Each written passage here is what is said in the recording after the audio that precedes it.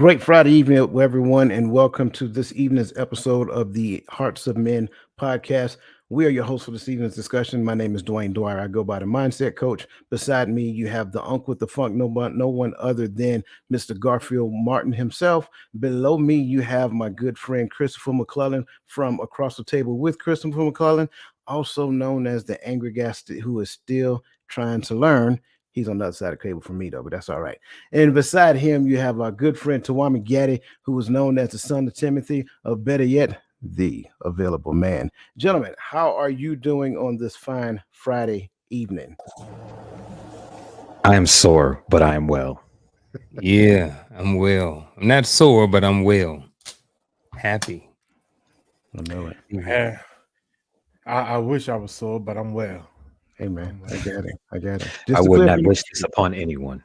Just to clear up any confusion, Chris is sore from working out. He's in gym. So I just want to make sure we get that out there. That's the only way I would be referring to wishing I was sore. Is working out. I'm just putting that out. I understood. We got you. We got you. Listen. We just want to welcome everybody as well. Looks like we got Mr. Roland Walker still with us. He's not only with us in spirit, he's with us in chat. So good to see you, brother. Also, I want to welcome everybody else to the show. Listen, if this is your first time joining us, look in the bottom right-hand corner of your screen, identify the icon, put your cursor on the screen, and just go ahead and click and submit.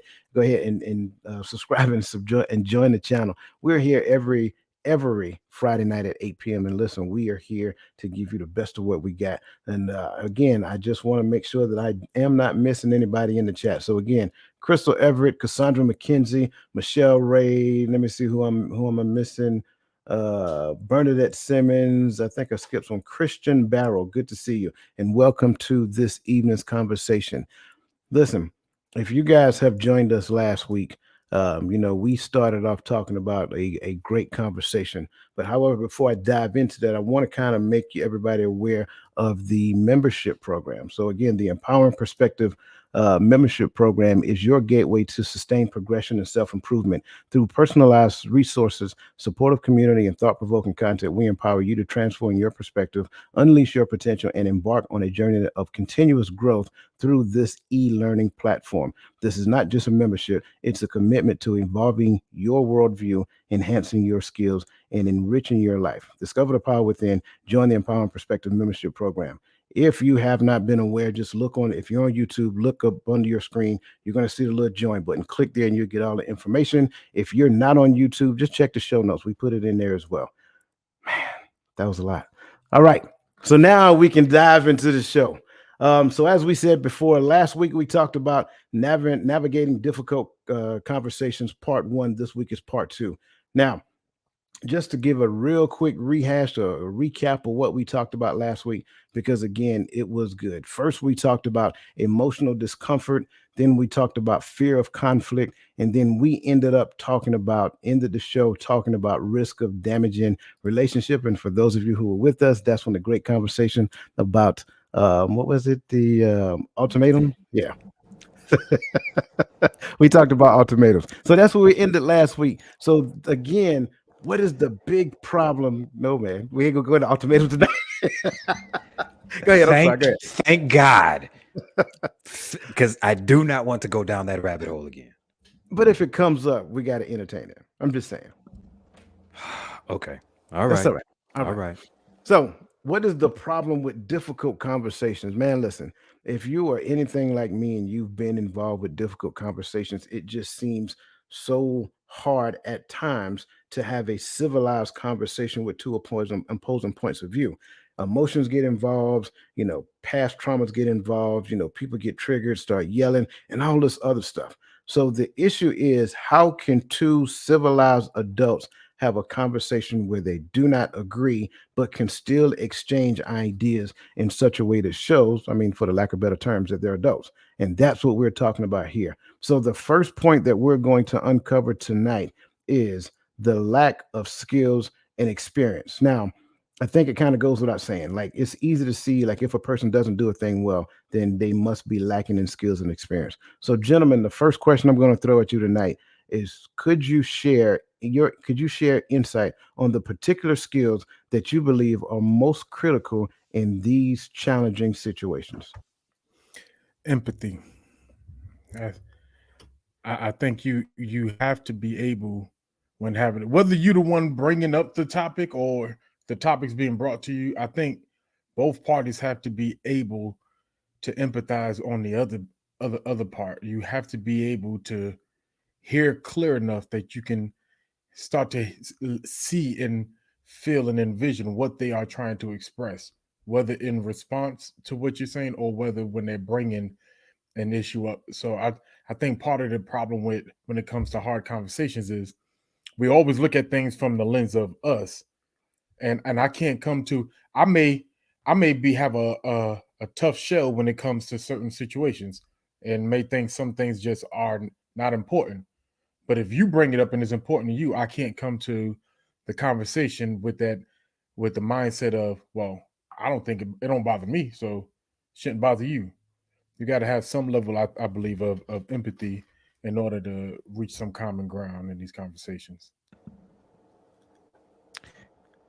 I think one skill would be to understand that the important conversation is about behavior and not you. It does not, if simply because I am bringing something to your attention or something is being brought to my attention, it does not mean I am a bad person. I just may have messed up. It is a behavior thing. It is not a personal attack on you. It is understanding the behavior and getting clarity, differentiating the two. A lot of people I have seen cannot do that because the behavior is so ingrained in who they are that they take it as an attack instead of removing themselves and saying, okay, this is what I am doing. Does not mean I am bad. I am just doing this quote unquote bad thing that is causing a rift and it is being brought to my attention. I'm going to go with the umbrella of effective communication. Um, and that's a lot, and that can be broken down into so many other smaller skills. But I think one of those skills is being able to listen to understand. I know a lot of people want to say, oh, listen, don't listen to respond, but think about that for real. Like, really listen to try to understand. I think it's another thing what goes into being the effective communication is being objective when you're having the conversation. And then lastly is understanding that the other person have their I'm trying to read my chicken scratch now. The other person has their way or their perspective at the same time. You don't necessarily have to agree with it, but they have a different perspective. I'm going to steal something from Coach that we had talked about after the show last week. And one of the things we had talked about, Coach gave a great analogy. I'm not going to steal his thunder, but the importance that, when you're having a conversation, most of the time, in many cases, you're seeing it from your side, and then the other person is seeing it from their side or their perspective. And I think that it's important that in order to have effective communication, you don't necessarily have to understand it from the other person's point of view, but you need to try to um, you can't dismiss it at the same time, because they have their perspective and their perspective is their reality. So I think that all those things kind of fall up under the umbrella of effective communication, along with a whole bunch of other things like body language. Like, body language is huge when it comes to making these and having these difficult conversations, because you could say something and you're being calm or whatever about it, but someone can still be triggered from that, and their body language can, you know, you know what I mean? Something like that. And you like, man, we just having a conversation. What's with all the body language and stuff like that? And sometimes those things can cause the communication or the disagreement be that much more difficult to have. So I think, like I said, overall, the umbrella is effective communication.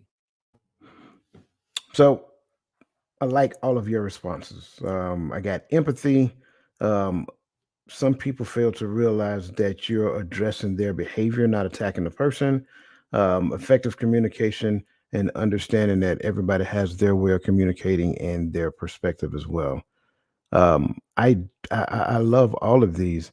And really, you guys probably stole like every time I chose one, you guys stole it, and then somebody else, just Chris, you stole mine. I'm gonna be honest with you though, because I really do believe that that's the issue that a lot of people run into. They can't remove themselves out of because we exist in that space was about what about me, what about me, what about me. So they have the conversation through the lens of their ego, not necessarily understanding that the situation itself, that we're talking about the situation and the behavior that caused the situation, not the person itself.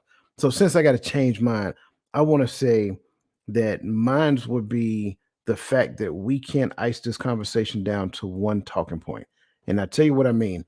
I am talking about the fact that Uncle Junior has on a fish hat. Right. I'm just picking on you right now, bro. So I'm talking about the fact that Uncle Junior has on the fish hat.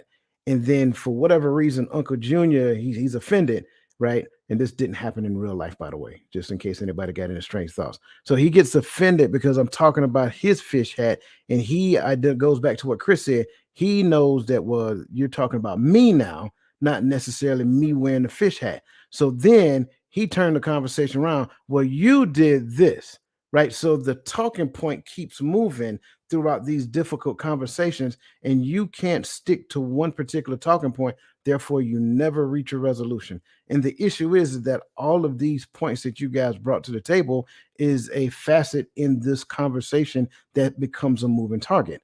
And so, within that space, like, what do you do? Like, how do you respond to a person that's a moving target? How do you respond to a person that doesn't know how to like exercise empathy in the midst of them having their own the other person having their own point of view, or don't understand how to listen well? They hear one side of the conversation, but they don't listen long enough to hear the entirety of the statement. Therefore, they only gravitate to one thing they heard, and they're responding to that, but they missed the main point, which was back here. Like, how do we deal with people who can't remove themselves from that conversation?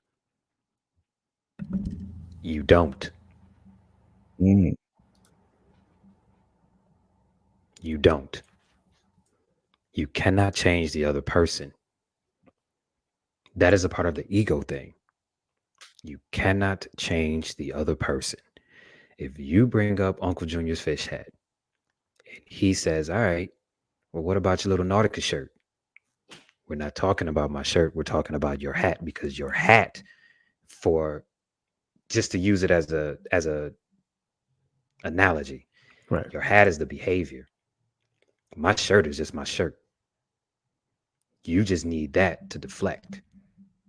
If you cannot stay on the subject and you have to point out, this is another one of those things that I used to talk about. If I bring something to you and address a behavior that you are doing that is a detriment, and I am attempting to have a serious conversation, and you bring up something I did to make what I did worse than what I am bringing up, you do not know how to hold yourself accountable. I cannot be around people that cannot hold themselves accountable. Mm. So you don't. You remove yourself, no matter how bad it hurts, no matter how much you love this person. You remove yourself. I like it, gents. I just simplified pretty much the same thing he said, which is when what I notice, and when you get into a conversation, a heated discussion, argument, however you want to classify it, and I say this is what you've done to hurt me or to bother me or to insult me or to embarrass me, and they respond with, well, but you did. I realize that they are actually admitting that they've done this thing, and the fact that they have a quick response of what I did to cause it means that they had intention to hurt me the way they did. More times than not, there might be an exception. That's cool, but that's what I realized, is that they have had intentions to hurt me the way they did.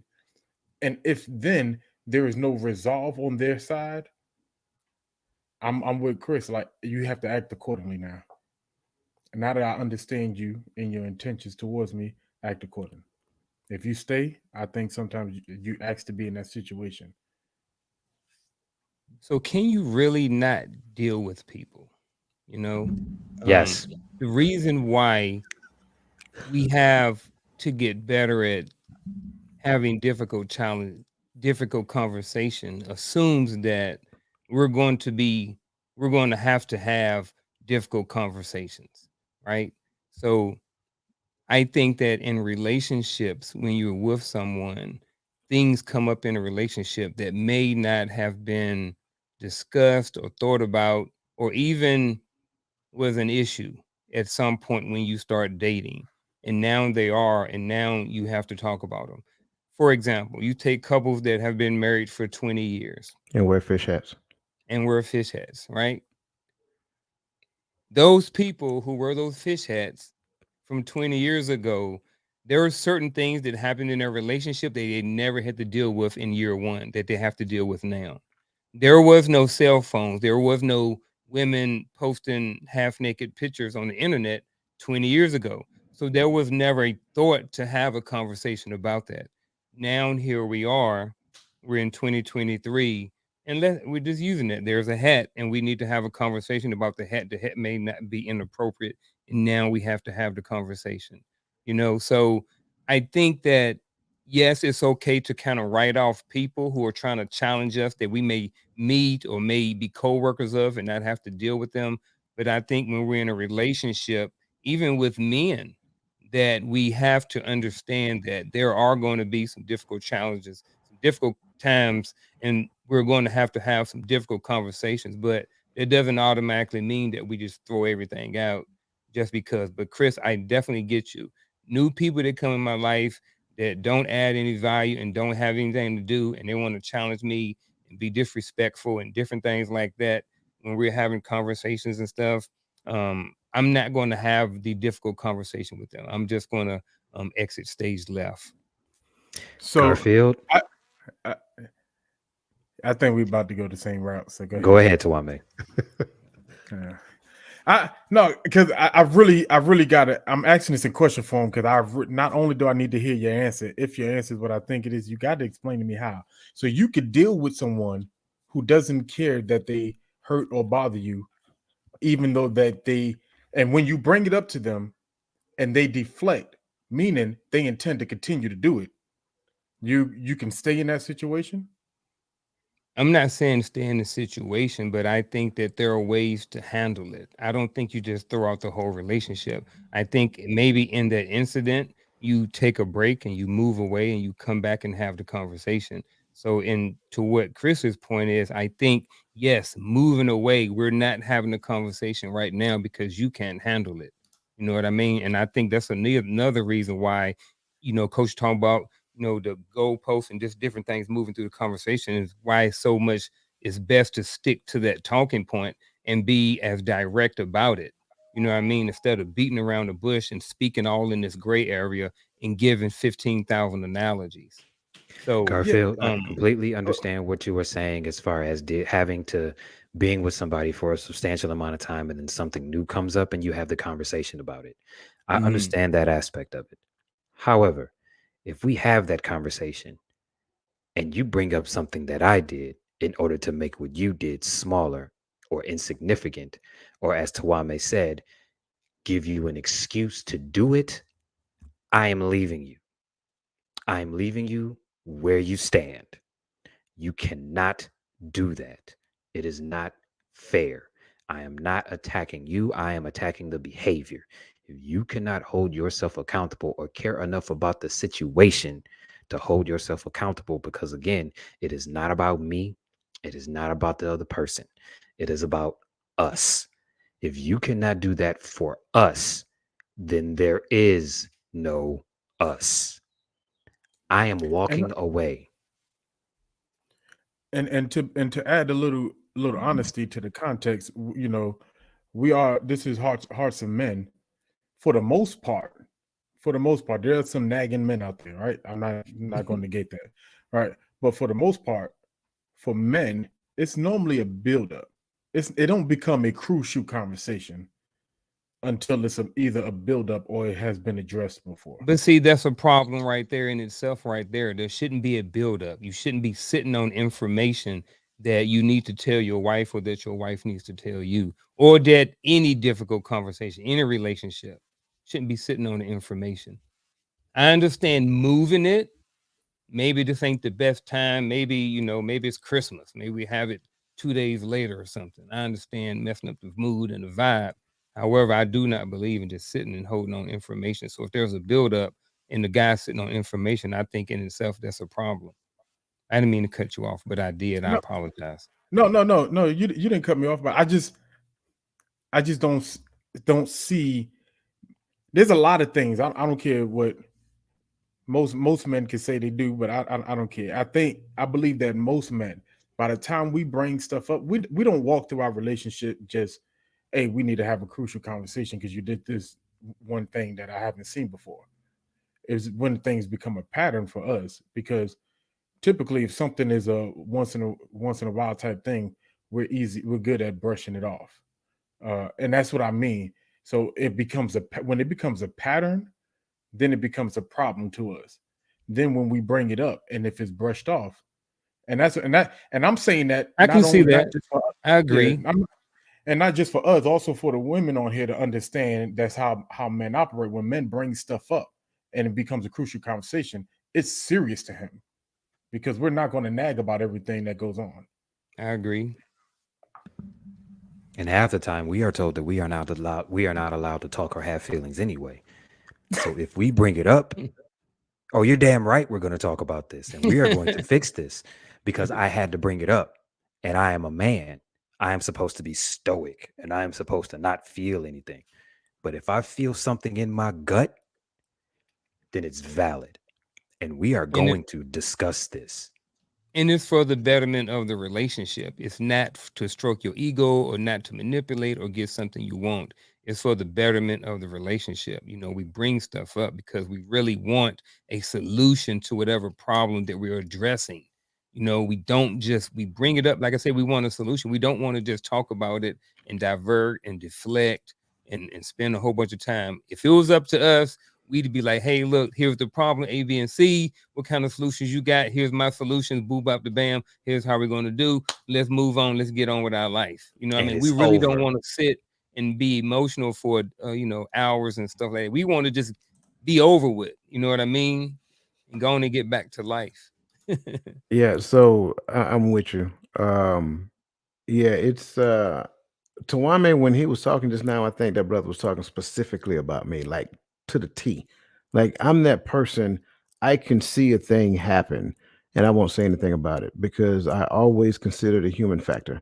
Maybe it was just a mistake, right? Mhm. But once I see it more than once, now is grounds for me to have a conversation about it. And the worst thing to do at that point is to tell me that what I observed was not accurate to my eyes. Like I've observed it more than once. I've watched it more than once. It happened. And you're sitting here and you're giving me type of excuses. Well, my intent was, I don't really care about your Give intent me some when I'm telling examples. you, yeah, when I get when you ask me for an example right now? Oh, okay, no, No, give me that's say. Give me some examples when right, right, all of right. this stuff. If you remembered all of these times I did it, give me the examples. Right. And so the worst thing to say, I didn't mean to. No, no, we're not talking about that. I'm talking to you about the impact. Stop talking to me about the intent, right? And then don't get to the point to where now you start addressing other little things around that particular talking point. These are all of the things that you are here. Go ahead, Chris. I think you got something else. Oh Oh, you just no, say I Sarah. was just I am listening because I agree wholeheartedly with what you were saying. Yeah. You preaching now, yeah. Oh, I apologize, but I'm just saying this is reality, and I'm speaking about me. This is I can't, I can't speak for anybody else, but it seems as though we have shared experiences in this particular talking point, and that's the concern. The concern is that it's not one person. It is literally like if you line 10 dudes up, 9 times out of 10, 9 out of these 10 dudes is going to say, "Yep, that's me right there." That one person going to be like, "Well, you got to look at it from this way." We're like, "Get off the boat. Get off, just get off the boat. We don't even want you around no more." We're So, tossing you off the edge like for real. because you would be the guy to poke the hole in the bottom of the boat and Yeah, everybody drown. absolutely. Absolutely. But yeah, I mean, I love you guys' point, and I think it's at a certain point we got to recognize it moves from being a lack of skill. This kind of goes back to Tawami's question, Unc. It moves from being a lack of skill to a lack of desire. You already know that you're struggling with the thing. especially if I share it with you that this is my observation. For you not to do anything about it, that's a decision that you have made. Listen, I want to be completely transparent when I say this. Doing nothing is a decision. That's what we need to understand. So if you choose to do nothing, you just made a decision that's going to impact us. Because the next time, and I always use the analogy about food, right? So I don't like my peas touching my rice. Not true. I just use it as an analogy. So I don't like my peas touching my rice. So when you do it the first time, okay, I share it with you. I don't necessarily like my, just so that you know, right? And so the second time when it comes, I'm like, hey, just to remind you, I don't like my peas touching my rice. When you do it the third time, you don't care. So now I'm not eating there no more. I'm going someplace else where they actually listen. That is reality. I can't make this up. And I try to like simplify it as best I possibly can. No one is going to beg you. I'm going to say it like this. Nobody's going to beg an adult to behave. It's that simple. It's so simple that it sounds childish. I can't make this up. And then the funny part about it, here's what you hear. I'm not a child. Really? Well, grow the hell up and quit acting like one. Stop it. Stop it. The behaviors speak for themselves. Yeah. Absolutely. I work in the elementary school. I see a lot of the same behaviors. It's hard for me not to say that's childish. You know what I mean? I see it every single day. You know what I mean? So when I see people on TV and interact with certain adults on Facebook, I'm just like, man, we teach this stuff to kids. Like it's very childish. Like we teach kids how to respect each other and how to make friends and how to get along with others. Like those are kindergarten level skills. So if you as 25, 35, 45 are still acting like that, not that you are a child, as was said earlier, the behavior is childish. I love it. I love it. Yeah, so let's kind of jump into the chats because we got some stuff coming up. Um, Uh-oh. so let's entertain that. Bring that to the stage. Let's see what we got here. Oh What's in the boy. chat? What's in the The, chat? I'm the most curious about what's in empowering, the chat. the most empowering chat in all of YouTube. Yeah, absolutely. Let me see where we at. We got some great conversations, statements. Michelle said, clear the air, set boundaries, and be prepared to listen to receive, not to respond. Great point. I definitely agree with that. That goes back to the effective communication piece that I think Gaddy brought up. There aren't good or bad people. Oh, that was Uncle Junior. I'm sorry. There aren't good or bad people, just bad behavior. Absolutely. She's laying them down, and it's an exchange between people or persons. Yeah. Uh-oh. Hey, Miss Uncle Junior, how you doing? Good to see you. So I ain't gonna lie, I got a little offended at first, Unc, because she came on the show and spoke directly to Unc and just ignored. You know what I'm saying? I thought we was peoples, man, but now I'm good now. Good to see you, She out of Shelly. Oh, town. oh, she out of town. Okay, I Yeah. hope she's safe out there, and make sure you Yeah, have a she'll be safe back trip coming tomorrow. back. Let me see where we at. Here we go. Question: what about a parent adult child relationship where the parent is the one that refuses to address the difficult conversation the child wants to have? And she added a little context to be more specific. The adult child is wanting to discuss something with the non-custodial parent. Gentlemen, eat. I'm going to speak from real life. I am Use 42 my years mic. old, and I've been trying to have a conversation with my biological father for the past decade and some change because I have acquired knowledge and I am starting to understand. He has yet to reach out to me. My phone number hasn't changed in 15 years. I reached out to him twice and I left it alone. Sometimes some conversations just will not be had, and it is not in your control. It is what it is. It sucks because there are things that I need from him. There are answers that I need from him in order to formulate how I am supposed to move as far as dealing with my custodial parent. There are things that I need from him so that way I can formulate my own thought process on how to move on. But I cannot get them from him because he will not give them to me. I do not know if he is afraid of me. I do not know if he thinks he wants to, if he thinks I want to fight him. I do not know what it is. But, and if anybody is watching this that can get a hold of him, let him know that I am trying to reach out to him. And it is on some man shit. I am not trying to fight. I am not trying to beef. I just need answers. That is it. There is literally nothing that man can give me. I am 42 years old. I am in the third quarter of my life. I am okay. I just need answers. However, I cannot control whether or not that man wants to give them to me. So I have to let him stew on that. And when he decides that he wants to talk to me, my phone line will be open. That is how you must deal with that. You cannot control the other person no matter how much you want something to happen. It is what it is. I like it.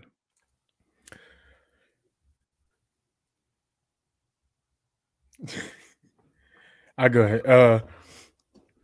Whew. So I'm not quite there yet as a father, Chris. And I can't speak for your father. I don't know that situation, but I'm gonna speak for me, and it's gonna seem as if it's directed to your response, but it's not.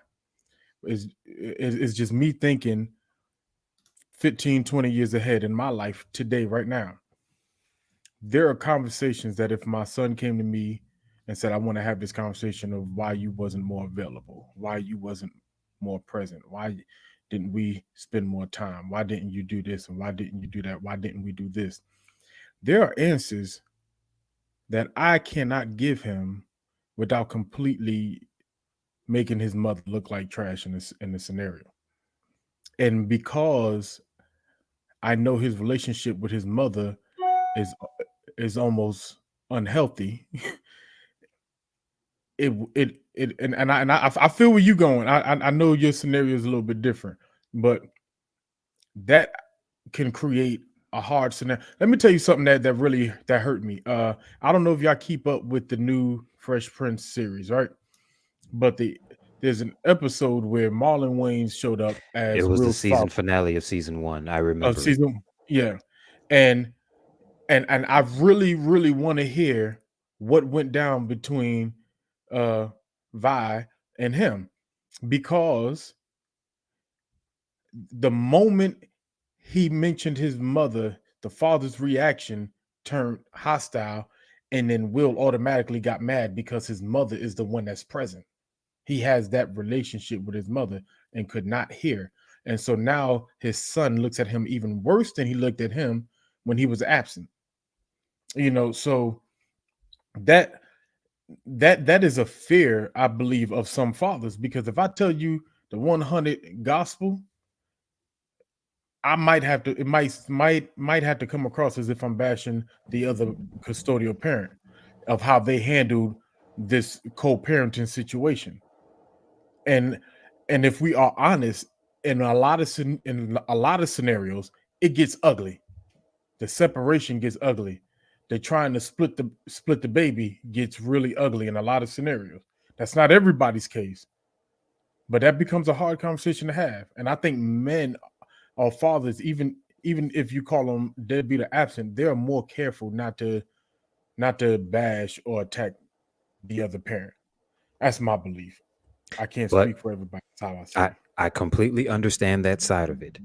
That is why I always say to anyone who asks me a question like that, I ask them if they are truly ready for what is about to transpire and what is about to be said.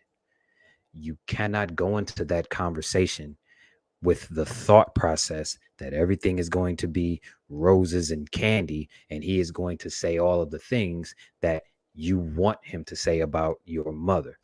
There might be something in there that does not paint your mother in the best light. This is where you must remove your ego and go into this conversation objectively, because you have heard one side your entire life. There's a whole nother side to it, and meshing those two sides will allow you to create a thought process that will help you move on with your life productively. That is what I always say. That is why I am ready for the conversation. I am objective. I understand my mom's perspective. I had it for 42 years. I need yours. And I am willing to sit down and I am willing to listen without me being a part of the conversation, meaning my emotions, my thought process, and everything that I have been taught previously before we sat down. You have to be a very mature adult to want to have that type of conversation. And you have to understand that the non-custodial parent's perspective is not going to be the perspective of the one that was in your house. It is not. And you have to be willing to accept that without thinking that he is bashing the custodial parent or she is bashing the custodial parent. It could be his interpretation of everything. I Fathers have get it. feelings too. I get it, and I see it both sides. Honestly, I do. I think that, to Chris's point, I think that, you have to be ready to, both people have to be ready to have that conversation. I think that up front, maybe and I seems like what, Twami was saying, I understand trying to protect the relationship of the child, even though they're an adult with the relationship that they have with the parent. I understand that. I'm divorced and I have three sons from a previous marriage, and my sons are 27, 21, and 17. They haven't really asked a lot about what things have transpired. However, I can see as a parent, as a father, not wanting to share every single detail that my child may want to know. That's still my child, even though they're an adult. And even though I may not have been in their life, or, in my case, I have been at that point, with the non custodial parent, you don't want to Twami's point, you don't want to sever the relationship that that child may want to have with the other parent. And these are just my own personal thoughts about the whole situation.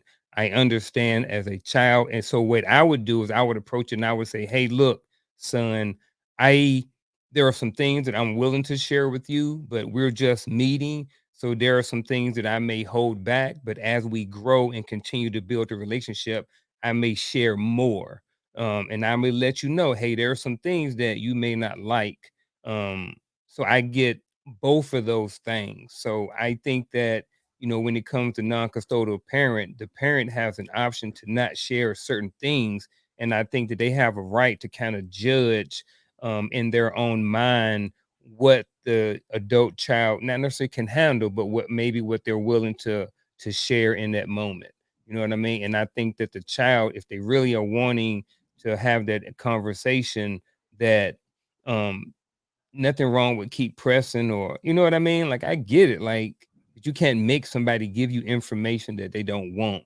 So, but at the same time, go ahead, coach. No, no, yeah, I'm saying as a person that sits right in between both of your conversations, Yeah.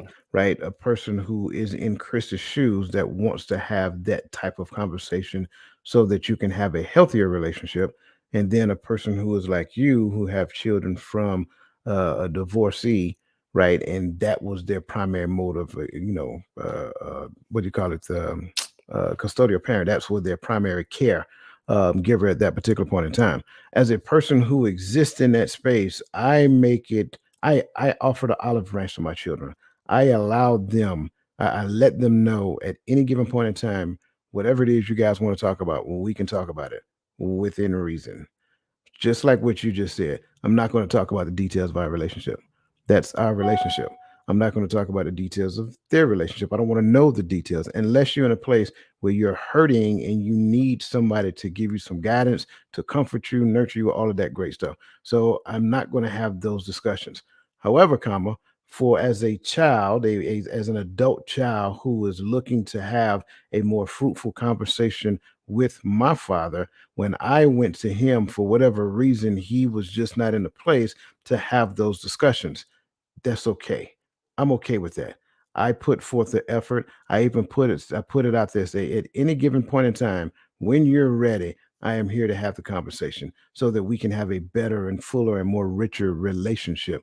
There is no two sides to the conversation. There is only one side to the conversation. That's the side that says relationship is king. When you're trying to defend my perspective and the other person trying to defend their perspective, or they're trying to justify what took place, I don't really care what took place back then. Trust me, I struggled in the space of relationship as well. So what do I look like judging you for struggling in the space of relationship when you was, back then? So that's the key. That's the part that we need to understand. And for those older adult males who are struggling trying to reconnect with their father, if you are walking around in fear for that your child is going to judge you for not managing relationship well as a boyfriend, a husband, or whatever that looks like, trust me, only thing you got to do is have the conversation that says, hey, I get it, but all you got to do is have enough relationships long enough, and I'm guarantee you're going to mess them up too, because no one has ever given me a blueprint to relationship. Therefore, it's difficult for me to give you a blueprint to a relationship. However, I know when one is, and we can work it out together. I might be a little older and look a little crazy, and you might be more fruitful at it because we're having this discussion. But again, you make yourself, as the older adult male, you make yourself vulnerable for that young male's sake, so that young male can get everything out of life that you robbed yourself of because you didn't seek to learn what it looks like. Now change the dynamics. Young male, don't go in it, with the sword and the shield out at your father. Remember, he's still your father, regardless of how they behave. I want to make sure I'm saying that. Regardless of how they behave, they're still your father. So you still approach them with a degree of respect and dignity, as long as that respect and dignity is reciprocal, right? That's the key. You don't go in there looking to argue, fuss, and fight. But if they disrespect you, withdraw. I'm still an adult, right? Your time to parent me was when I was a young adolescent. I'm a grown man at this particular point in time. I love you, but you ain't gonna come at me sideways. So let's clear the air, like I think it was Chris said. Let me create some space. Whenever you want to have that discussion, I'm here for it and I'm longing for it. But until you figure out what's going on up here and can receive me as an adult male, that's my take on it. I like it. Yes, sir. There you go, Chris. That's why I said. That's and why the brother got the aviators on too, bro. He got the aviators on. I love it. Yeah. I love it. I love it. Christian, I hope that helped, brother. Go ahead, Chris. I'm sorry. That is why I said you must go into this. You must go into it objectively. Yeah. You cannot go into it with any kind of feeling behind it. It isn't. That is a good way to lose. That is a good way to push the person that you are attempting to get answers from away from you.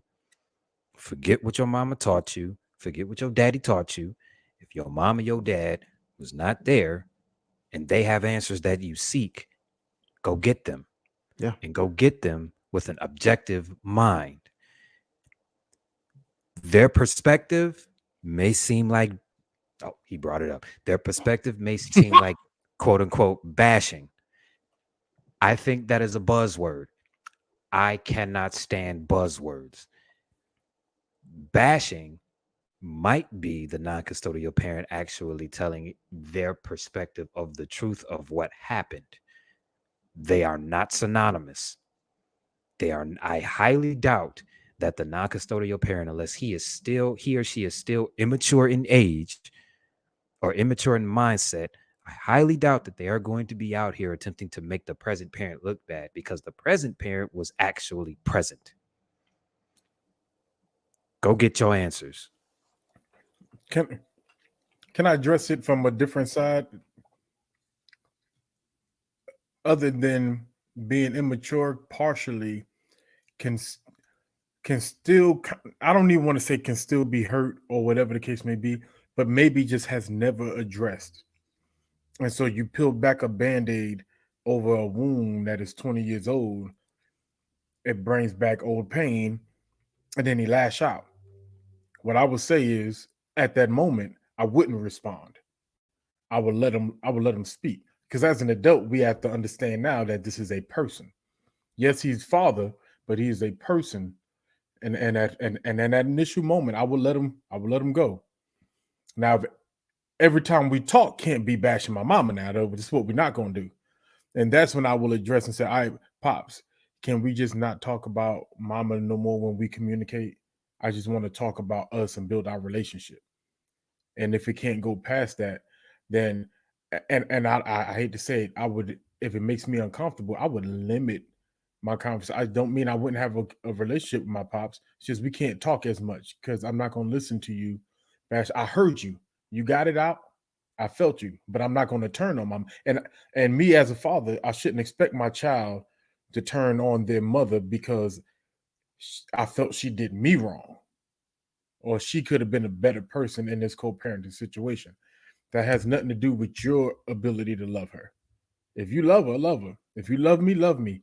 But that's how I would jump at that. I wouldn't go back and say, "Listen, which you better stop talking about my no." Like Right. like Coach said, that's your pops. So I would let him get it out, and then if it continues, just say, "Hey, pops, can we just not talk about this no longer?" Yeah. And I want to offer another side to that as well, because I don't want to move the pendulum just because a person has a title. I believe effective communication is still the right of every person that is in this relationship. So just like we just got finished saying, if you don't have the ability to control yourself, you don't necessarily have the skills, the behavior doesn't look right.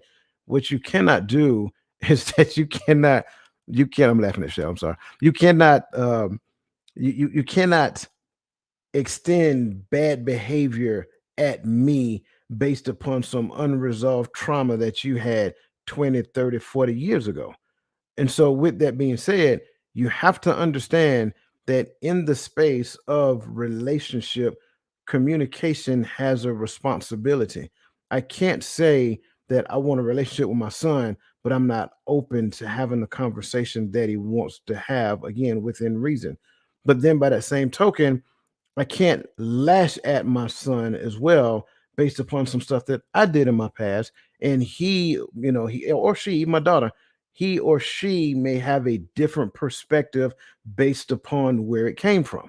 You see what I'm saying? So we need to understand that as well. So we must relationship is a relationship. I always say that a relationship is a relationship, and communication is communication. When we change it, we don't necessarily believe that. We believe relationship change from place to place, and communication changes from place to place. But if that's the case, then how do you get to the point to where you have fuller and richer relationships if you keep moving the pendulum? That's why I say a lot of the stuff that Chris say when it comes down to like child and parent relationship, I agree, but I also agree that respect comes in first. Respect is the thing that exists first, simply because you're my biological. I appreciate the fact that you gave birth to me. But once you get to the point where you start treating me like a person out in the street, that's when I start to withdraw, because I do that to people in the street. I don't make myself available to people who talk like me, that talk to me like that. Therefore, I'm not going to do it when it comes to you.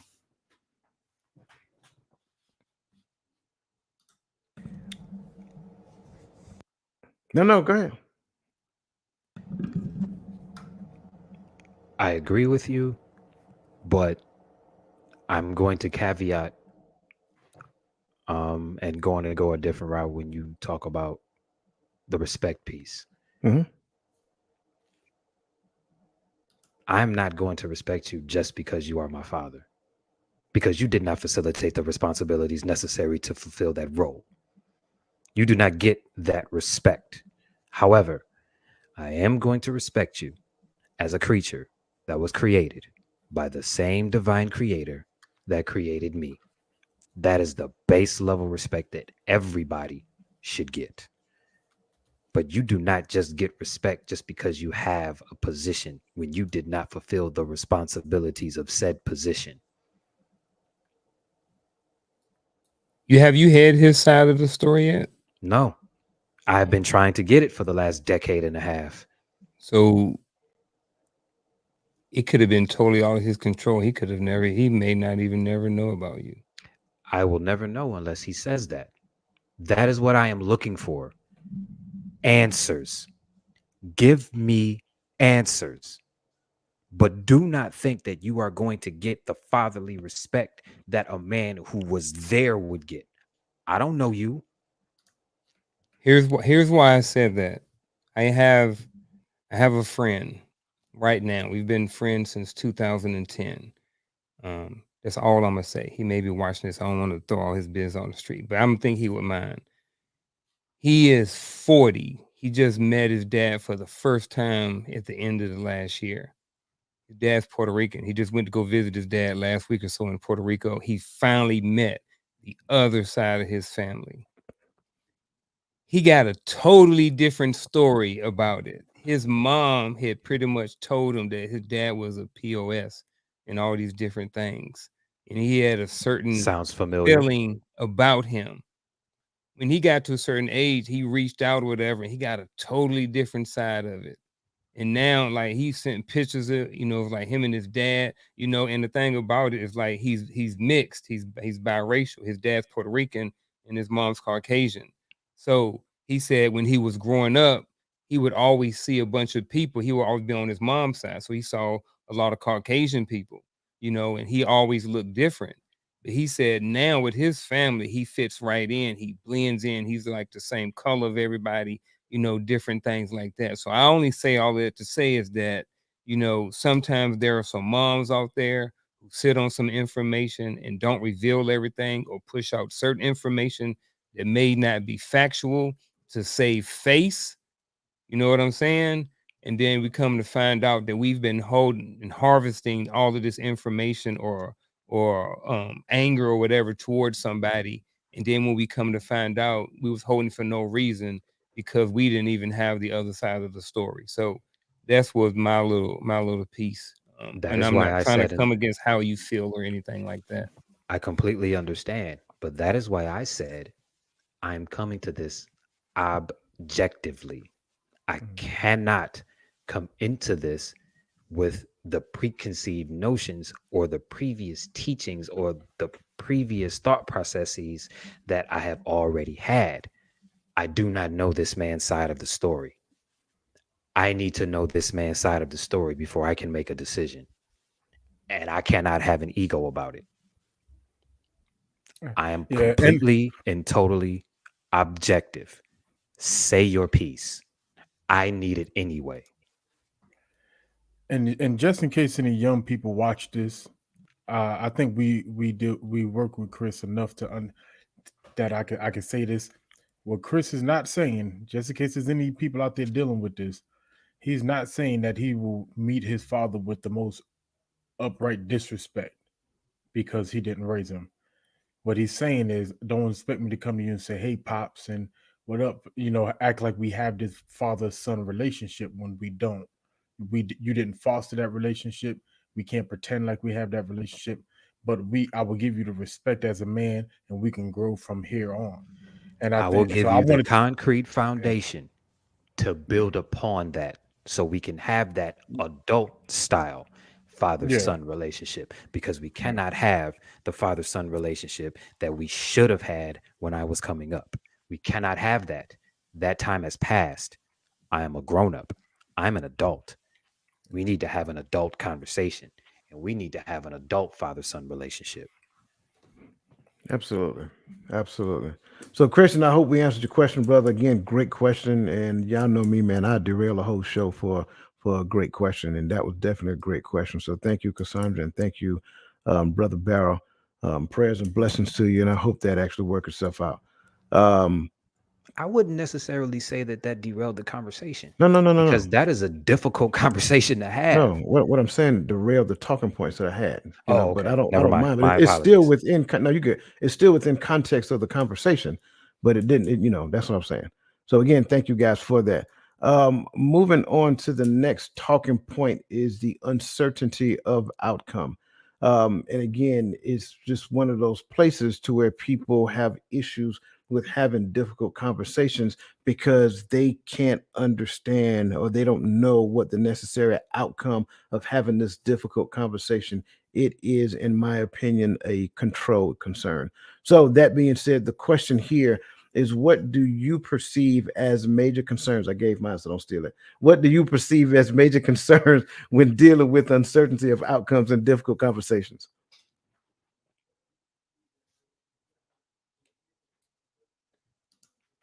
I think that I don't know. with the uncertainty. I think part of it is, I'm sorry, what do you perceive as the major concerns when dealing with the uncertainty of outcomes in difficult conversation? I think people are afraid, and I could be off, and I don't know if I'm answering the question, but I think I'm trying not to, I'm trying to answer it without it being the answer. No, that ain't right. Let me get my words right.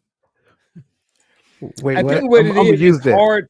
People Trying to don't answer want it to without it have the being the out answer. because I had a thought in my mind of like an analogy or like a situation.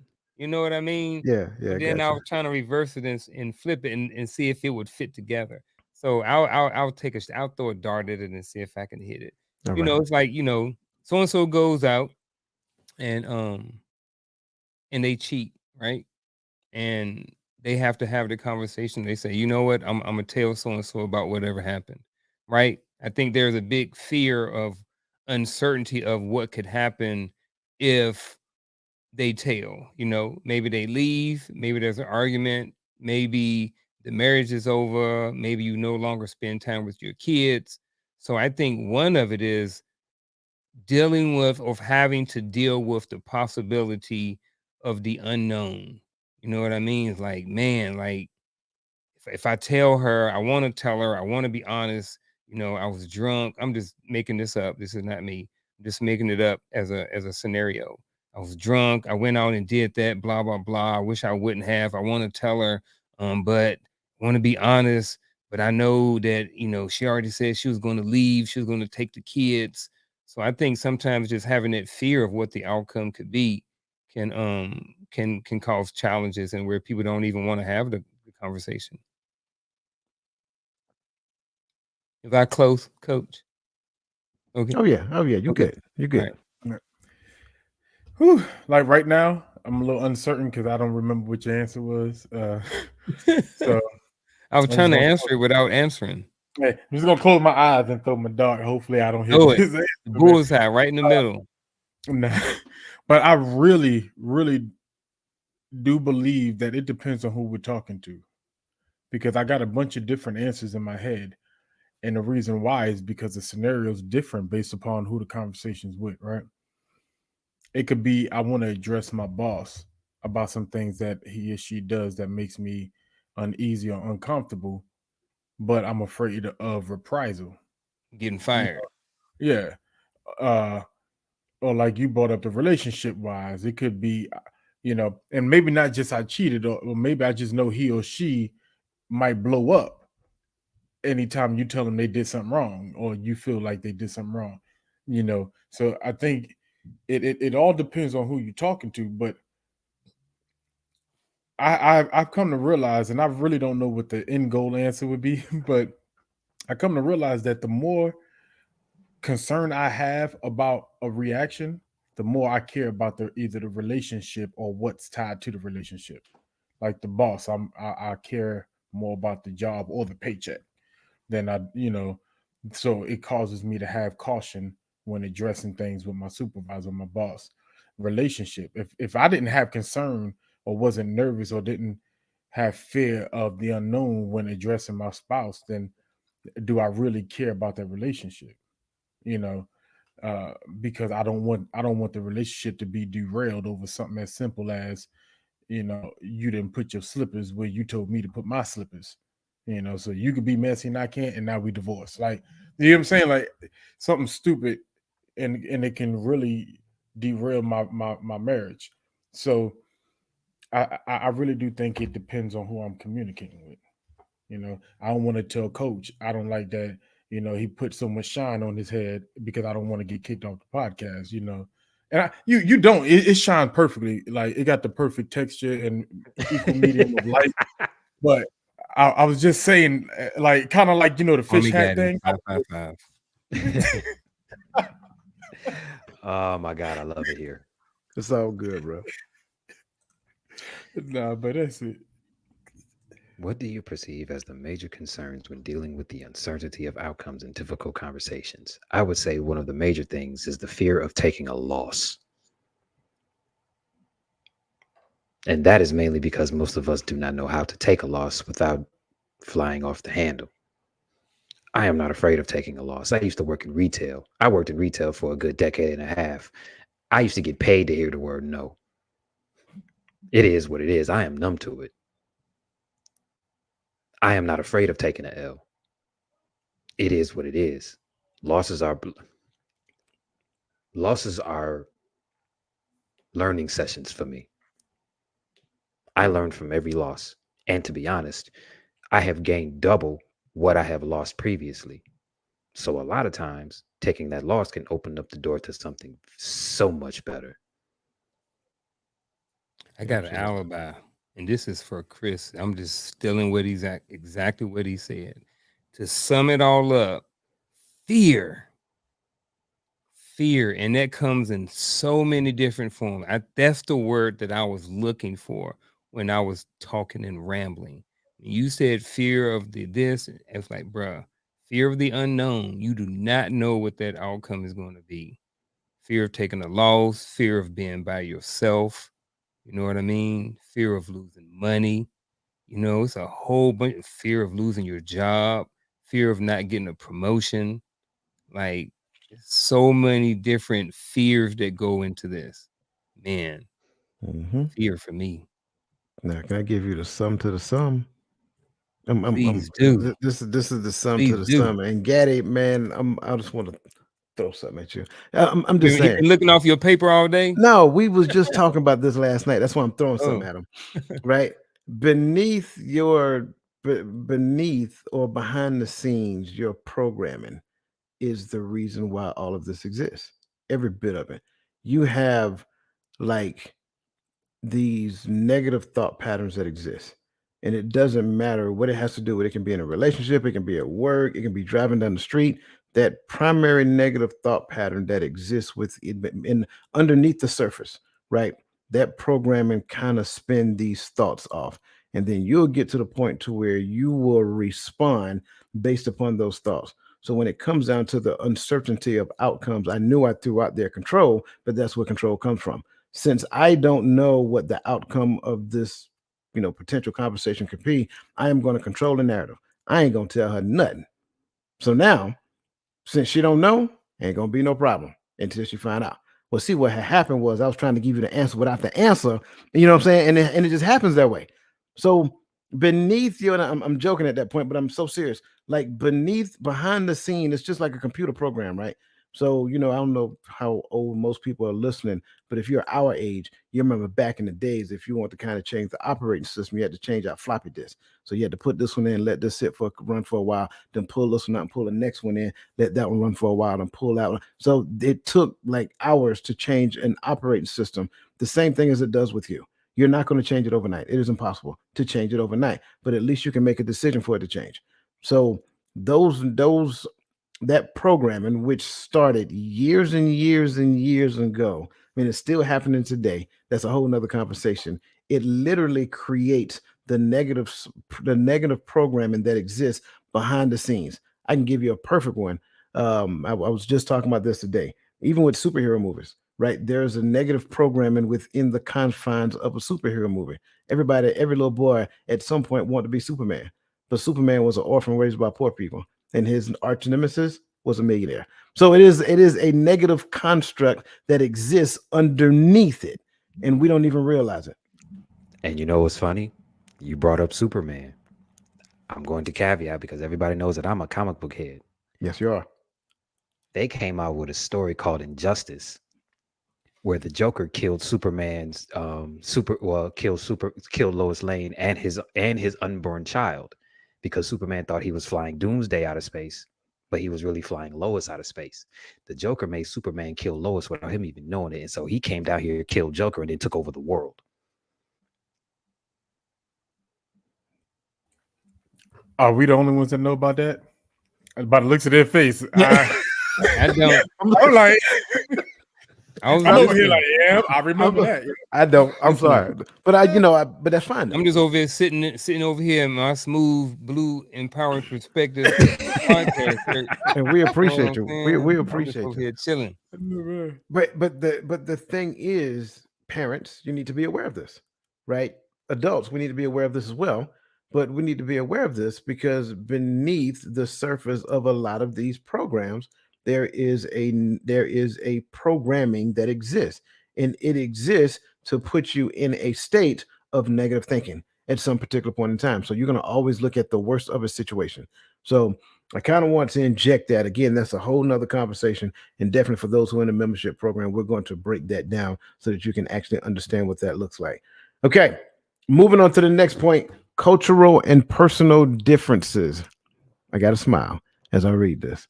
The question is, are there cultural, generational, or gender based aspects that we should consider when engaging in difficult conversations? Why Gaddy took his headphones I off.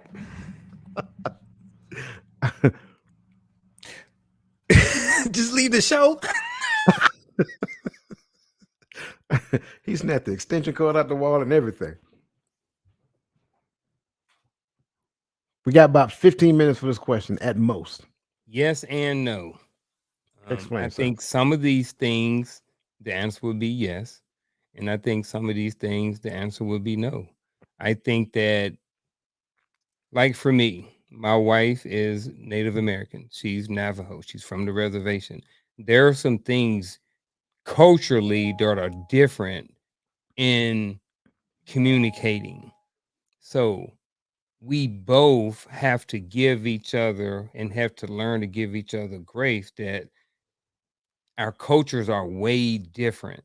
You know, like for example, they say sweater for everything, whether it's a hoodie, whether it's a coat, whether it's a jacket, everything is a sweater, you know. So that's just one of the small things. So when you're getting into having a difficult conversation, it's a lot more. There's different things that are ingrained. I think that, you know, when you're looking at generational, me and my wife have a different. We have an age gap. We have an 18-year age gap in our marriage, and it works great for us. But there are some different things that were taught in different generations that we may or may not be aware about, or that we have to maybe, like I said, give each other a little bit of grace, because there are some things that maybe she understands that I don't, and vice versa. Um, at the same time, I think at the same time, you still have to understand that you still have to have the difficult conversation. And at some point, you have to get over some of those things, I guess is what I'm trying to say. So initially, and in certain situations, the answer would be no. And then, like I said, in certain situations, I think the answer would be yes. I'm gonna make it short across the board. I say yes across the board. You got to know who you're talking to completely. Cultural and not just a black and white thing. And I'm trying to avoid a lot of my triggers in these conversations. uh, Say it with your because chest. man, I'm trying to listen. This is I'm trying to understand the generation we speaking to. You know, this is censorship era of life. So uh, I see your face, Chris. Don't do it. Don't come for me, please. So cultural is not even just a black and white thing. Some of it is I'm from New York and you from Atlanta. We speak differently. If you'd have caught me fresh from New York, you made it thought that I wanted to argue about everything. No, we just speak a little more aggressively in the city. And in the South, they're not passive. They're actually probably more aggressive and more apt to choke somebody than we are up north. They just speak a little more politely before they do it. All right. So you have to understand that there's cultural differences even in the cultures in America, right? Generational. Uh, I think anybody that says no on generational, they will say no because they're not Generation X. They say I'm not Generation X, but I was raised with them. And little key point: you have to cancel everybody with a platform that's Generation X because they don't give a dang about nobody's feelings. And that's just real. They're gonna say what they mean what they say, and that's the bottom line. If you got a problem with it, oh well. So you have to understand that some things were not meant to hurt you. Some things are meant to help you. But that's just how Generation X speak. It's blunt. It's flat. Because that's how we were spoken to. You didn't get to. Can you please come and sit down for? No, listen. Get either go out or come in. Either way, you're not gonna waste my AC. So close my door. If you come in this house again, you staying in this house. Don't eat up all my food. Close the refrigerator. Turn off that TV. Well, we need 3 TVs on. Y'all better sit together in the living room and watch the same. Like these are this is completely different than parents now asking get their kids to do stuff. I'm not asking you to do nothing. All right. So that's a generational base, gender based, 100%. We don't even think the same. That's just facts. And I'm running through it. We don't think the same. Anybody who think we do, I'm sorry to tell you, we don't. We operate differently. We prioritize certain things differently. So, and that's just, that's me trying to run through it without hitting none of the triggers. So Okay, I say yes. so from what I am hearing, the answer is yes, but it's not. But it is really not based on the conversation itself. It is the way the conversation is tailored. Am I And getting who it's tailored to. okay? Who Like was to, my yeah. whole talking point may seem a little maybe different in a work setting. So it's also based on environment too. I think so. Like Okay. in a work setting, if you're a leader and you have subordinates like in the military, and and I'm having difficult conversations, I may have to take in consideration someone's culture. I go back to elementary school right now. If you look at certain Asian cultures and stuff like that, some of the students or some of the children don't look at adults in their face, right? But you have an adult or teacher to say, "Are you being disrespectful? You're not looking me in my face." You know what I mean? Engaging and having a difficult conversation with a child. However, the child is being respectful by not looking at them, but because that adult is not thinking about those cultural differences when they're engaging in that difficult conversation with that child, certain things may be missed. And like I said, sometimes because those adults don't know, they're thinking that the child is being disrespectful when in actuality, they're actually honoring them and being very respectful.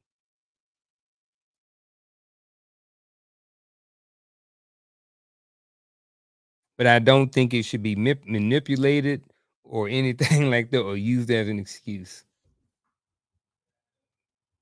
So you want me to do it now, Chris? You want me to do it? Okay. The answer is no. Oh shoot! The answer is no across the board. Communication is Elaborate, please. communication is communication. I'm sorry. I am not going to tiptoe through the tulips just to appease your emotions because we're having a difficult conversation.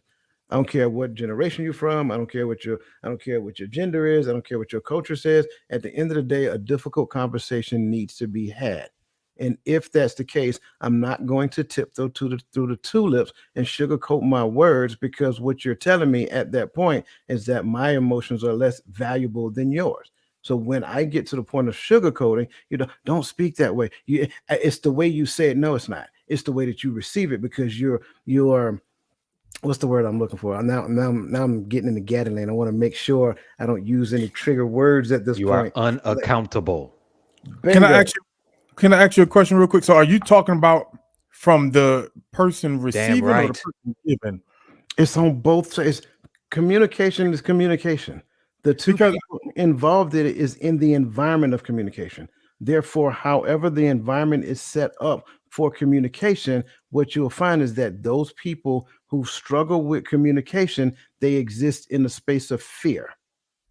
So for you to say that, oh, I'm fearful with having assertive conversations and then blame it on me because I don't mind sharing, here's my worst phrase on the planet, my truth. No, I can't stand that phrase, by the way. I think that's I hate it. biggest, yeah.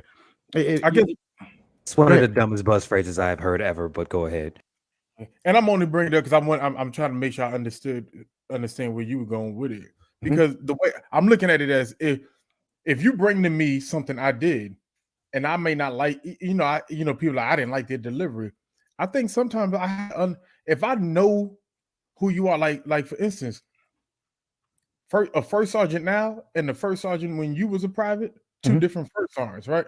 So if I run into one of your old first sergeants and he says something crazy to me, I think before I get in my feelings and my feelings get hurt, I think I should understand the era he comes from. He's different. Why? Or because that's how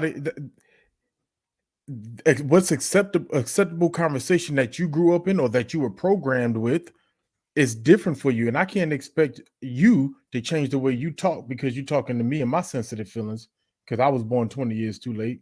Exactly. Yeah, that's what I'm saying. On the receiving side, I think you have to understand the person that's talking to you. You can't get butthurt. That's why I was going with it. So, So to your point, so I'm glad you cleared that up. So the understanding must happen by both people, but in the midst of difficult conversation, the information has to come out. So once the difficult conversation has to happen, I'm not concerned about what you understand. I'm concerned about helping you to understand the problem that I'm having at this particular point in time. Now, when you turn around and say, "Oh, well, you can't talk to me like that because I'm a baby boomer." No, okay, but at the end of the day, baby boomer, we fixing to have this conversation. I'm sorry, no disrespect. I don't mean no harm. And if I am a little direct with it, I think it's okay. I think this conversation warrants that directness. I'm not disrespectful. I'm not yelling. I'm not cursing. I might be a little anxious, just a little anxious, but it's because of the feelings that is tied to the situation, which, by the way, your behavior probably provoked. And my whole point is, I would give every person what their behavior is asking me for in that moment.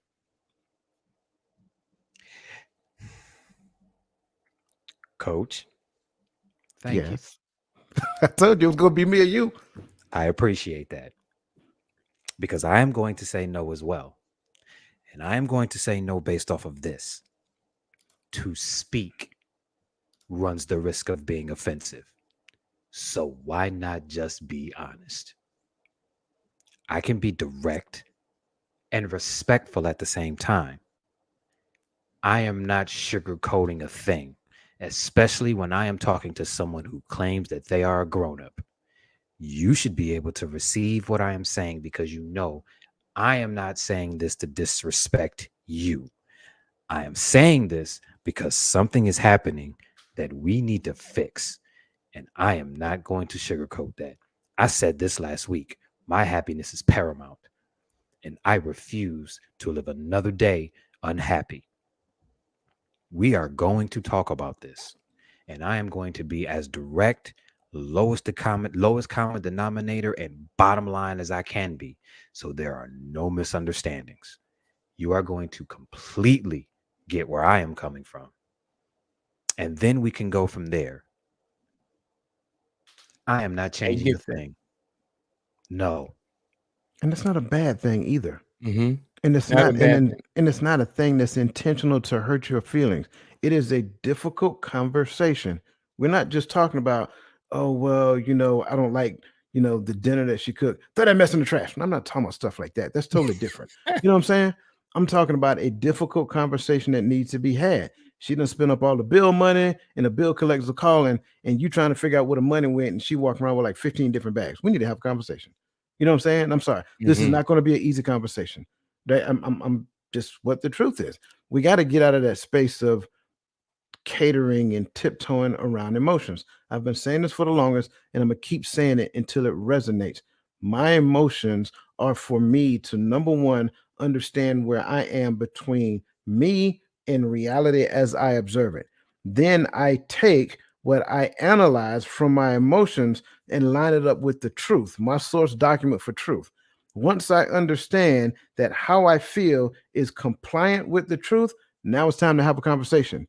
However, if I realize that how I feel is non-compliant with the truth, I don't need to talk about nothing. I need to fix me. That's the thing. So when I'm talking about it now, I am talking about it based upon how I feel, validated by the truth, not just because I want to control. And trust me, one of the most interesting thing that gets under my nerves when I hear somebody say, "Oh, that person's controlling." Are they controlling you? Or you just gonna get your way? Which one is it? Because that's really what it is in most cases. It's not that they're controlling. In most cases, it's that the person can't get their way. Now, don't get me wrong. There are some controlling people out there. Why you got that on? Take that off. You shouldn't be wearing that. Where you going? Where you going? Where you going with? That's too much for me. and they can only control a person that lets them control them. And I want to clarify by saying that, I wasn't meaning that it should like sugarcoat the conversation or anything. But like as my wife is from Navajo, there are certain words that she may not understand. Yeah. So I may have to change my vocabulary when I'm having a different conversation so she'll understand. Or because we are in different age groups, there are certain words that I might can't use because she may not understand, and vice versa. So that was kind of sort of where I was going with, is Yeah. more so the communication piece. Doesn't take away, we're going to be direct and we're going to Right. get to the point. We're not sugarcoating nothing over here, because what needs to be done needs to be done. You know, the difficult, like Coach said, the difficult conversation needs to be had, Right. you know. But so that's kind of what I was saying, is that I can't use the same words that I maybe could talk to Chris from, because me and Chris from the same hood. So we Gotcha. understand each other. We do blah, blah, blah, blah, blah. But when I'm talking to Gaddy and he from New York, so, you know, I got to talk to him like, what's up, son? You know what I mean? I got to speak to him in his language. You got to put son at the end of everything. I gotta make sure I got my Tim's on, make sure I got my blue jean shorts on, my triple my X fitted- t-shirt, But fitted hat. his face right There now. you go. Glued to the top, Yeah. never come off. Hey man, listen, we appreciate you guys. We value all you guys, and trust me, we look forward to interacting with you guys every week. If you're still with us, go ahead and hit the like button wherever you are, because this is that portion of the conversation which is a bittersweet moment for us. So with that being said, we're going into our final thoughts, and leading us off this evening with the final thoughts is none other than Reverend Gaddy himself. Always think I clicked it and I didn't. Uh, this is pretty simple to me. I think tough and crucial conversations are part of everyday life, right? Every day, somebody either does something to offend you, or you do something to offend somebody, or somebody you don't know, whatever the case may be. But they're part of our everyday life. And with that being said, we cannot navigate through our lives with our feelings first. So, the reason why conversations go south, reason why relationships go south, is that we lead into everything nowadays with our feelings first. You got to put your feelings aside, and we have to address things through the aspect. This is how I look at it, right? Through the aspect of, we don't have failure as an option. This thing has to work, whether it's a job relationship, romantic relationship, a brotherhood relationship. We have to address every aspect of it as if we don't have the option of walking away from this relationship. And now, after you've done that and given it your best, you don't stick around and allow yourself to be maneuvered through somebody else's happiness. If you've addressed it and they continue to maneuver how they maneuver, even in offense to you, then maybe that's not the situation you need to be in. But even in that, that is not you navigating with your feelings. So I stick with that key major point, and I say, love you, peace. At some point, we're all going to have difficult conversations, whether it be in our relationships, whether it be in our employment, with our children, with our parents. There are going to come plenty of times. We're going to have plenty of opportunities to have difficult conversations if you live long enough. How you approach the difficult conversation can truly determine the outcome of that relationship, that job, all of those different things that I mentioned earlier. You know, so when you're approaching difficult relationships, it always works better when both people are willing to put the relationship or whatever else is the end goal above the feelings and above everything else. Because like I said, we're going to continue to have difficult conversations our entire life. There's no way around it. And like I also said, is how we choose to deal with those conversations, how we go through them, and the outcome and what's shared between the two parties or the multiple parties can drastically and will definitely have an outcome on, not, hold on, I'm messing up my words. My son in here. So he watched me for the first time. So I'm kind of weirded out right now, but not really. But anyway, like I said, all of those things are important at the end of the day. You know, making sure that, like I said, we're going to have difficult conversations, making sure that when you go into these conversations, you're going in with open mind, effective communication, all those different things, so you can have a great outcome on the end of the difficult conversation.